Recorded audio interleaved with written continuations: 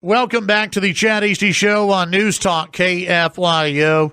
Joining us right now on the phones, Republican strategist, a great friend of the program, Matt Mackowiak. Matt, good morning. How are you today?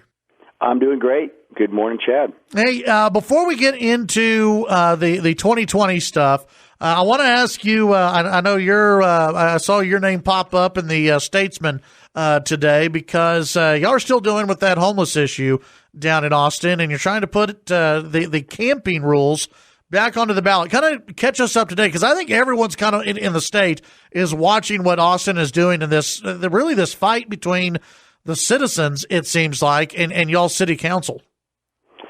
Yeah, I mean, I'll try to be brief here because I know this is a local issue in Austin, but our city has, as of July 1st last year, made a major policy change that allows homeless people to camp in public with a few exceptions. So our city's littered with tents all over the place. There's trash, there's needles. You've had fire hazards and actual fires started in some homeless encampments. It's just been a total epic disaster for our city. And so yesterday, a nonpartisan coalition launched an ordinance effort to get on the ballot in November to reinstate the homeless camping ban. It's at saveaustinnow.com, and all the details are there. And we've got to get 20,000 signatures over the next 4 months, and if so, we'll be on the ballot in November. So it's a big fight. I think if we get on the ballot, we'll win, but we've definitely got to get on the ballot. Yeah, and those are Austin signatures, folks. So don't bother. Don't sign, because you're just going to waste people's time if you're listening in Lubbock and signing that. That's for Austin residents.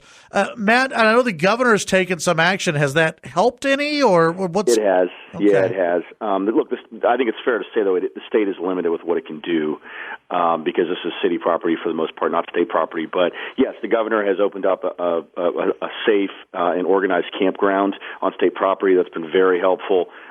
He's also helping clear out with the Department of Public Safety some of the underpasses on the state highways. And he's said that if this is not dealt with during the legislative session, they will deal with it. The problem is that wouldn't take effect till September of 2021. That's a year and a half from now. We simply cannot continue to accept the anarchy and chaos that we're dealing with in our city. So we're going to try to fix this in November, and we're hopeful that we'll be successful. I think if it gets on the ballot, we're going to have very strong support. Yeah, I think so too. Good luck with that, Matt. Let's take a look tonight. We've got yet another Democrat debate. Unfortunately, Tom Steyer will be on the stage. It's just he takes away from the debate, in my opinion, when he's on the debate stage. Matt, what are you going to be looking for tonight? Another crazy one like we had last week? I agree with you that Steyer does take away. I think the polls have shown, because he's had South Carolina to himself, that he may finish as high as third in South Carolina. So on that basis, I think it's appropriate that he be in the debate. Yeah. This is another debate after last week where Bloomberg is going to participate even though he's not on the ballot. So that's kind of a puzzling little fact. But yes, I think tonight may be even more bloody than last week's was. Because, look, the dynamic as it stands now is good for Bernie Sanders and bad for everyone else. And so every single person on that stage is desperate for one of two things to happen. Number one, most of them need money badly. Elizabeth Warren, went after Bloomberg last week. I think she's raised $15 million since then, but she was basically broke going into Iowa. I think she took out even a personal loan to keep things going. So, number one, they all need money, and they need viral moments to create, that kind of attention. So you're going to see some haymakers tonight. But I think, second, they have to change the dynamic of this race. Bernie Sanders is getting by with 25, 30, 35% in these early states. The rest of the vote is not coalescing behind one person. And until someone beats Bernie in one of these early contests, or until someone really succeeds on Super Tuesday, I don't think that coalescing is even possible. I mean, right now, no one really has any significant advantage over anyone else. And I guess the third dynamic to watch is, does Biden get through the debate in such a way that he can still win South Carolina, which I think he still has a narrow chance of doing. He really has to win South Carolina to be viable on Super Tuesday and keep going. I'm not sure that he's probably the third most likely nominee at this point after Bernie and Bloomberg. But if he wins South Carolina by a good margin and gets some new momentum, perhaps he could be the Stop Bernie candidate instead of Bloomberg. But look, all eyes are on Bloomberg tonight. Can he respond when he's attacked?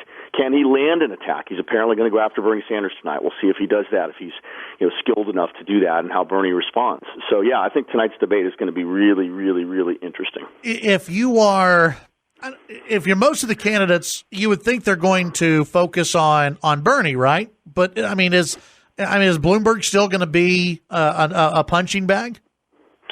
Yeah, it's a good point. I mean, it's one of the things I don't understand about what Elizabeth Warren's doing, because really she should be, focusing on Bernie and trying to win his voters over to her. There's some strategic elements to the debate that I don't really understand. Like, why was Buttigieg going after Klobuchar in Las Vegas aggressively? Right. Yeah. That just doesn't make much sense. Now, maybe he wants to get her vote, but that's not enough. That's another 3 or 5 or 7% somewhere. That's not going to make the difference ultimately. I think my hope, is everybody goes after Bernie tonight. I mean, he's the leader. Everyone on that stage besides Bernie thinks he'd be a disaster as the nominee. As a Republican, I hope he is the nominee. I think we could, take back the House and keep the Senate, and Trump would get, reelected by a good margin, and it would be very significant. And right now, it's hard to see how they stop him unless they do it on the second ballot at the convention with superdelegates. But that would risk a tremendous backlash if that's how they were able to, prevent him from being the nominee again. So. Yeah, I mean, I think Bloomberg is going to go after Bernie. I think Elizabeth Warren is going to go after Bloomberg, and we'll see what everyone else does. Yeah, I agree with you. I think it's going to be quite bloody and entertaining as a Republican to watch tonight's debate.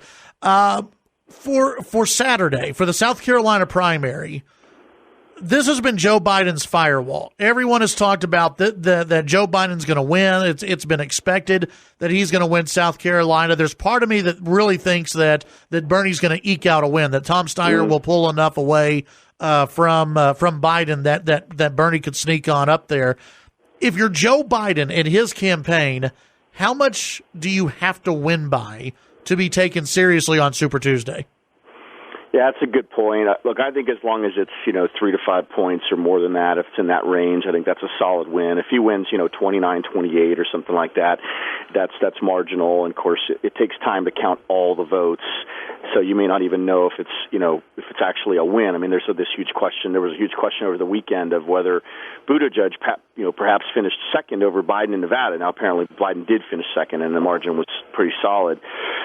So, yeah, look, I think Biden needs a clear win. There's no doubt about it. And I expect he's going to get the endorsement of basically the leading Democrat in the state on Wednesday, Jim Clyburn, who's one of the leaders in the House and has been a long-time major political figure in the state and obviously the highest-ranking African-American. Look, I do think Biden's going to win. That's, based on the black vote. It's hard to see that Steyer's really going to pull much of that vote. But he might. But keep in mind, he's had the media and the campaign trail in South Carolina to himself the last couple of weeks. Now everyone's there. Everyone's saturating. Everyone's doing rallies. Everyone's getting, earning media and getting attention. So I think Steyer's support was probably soft, and it was kind of a placeholder. But I imagine a lot of it will go back now to the candidates who are, campaigning and running ads and earning support. So I do think Biden will win. I think Sanders will finish second. I think Steyer will finish third. But you're right. The margin in between first, second, and third will matter because the challenge for Biden is he's not up on the air in the Super Tuesday states. And Super Tuesday states are Tuesday, as we know in Texas. Yeah. And so even if he has a good win on Saturday, he's not going to be able to place that media between Saturday and Tuesday. So there's a chance he could massively underperform on Super Tuesday because of all the early voting and the lack of resources to be up on paid media.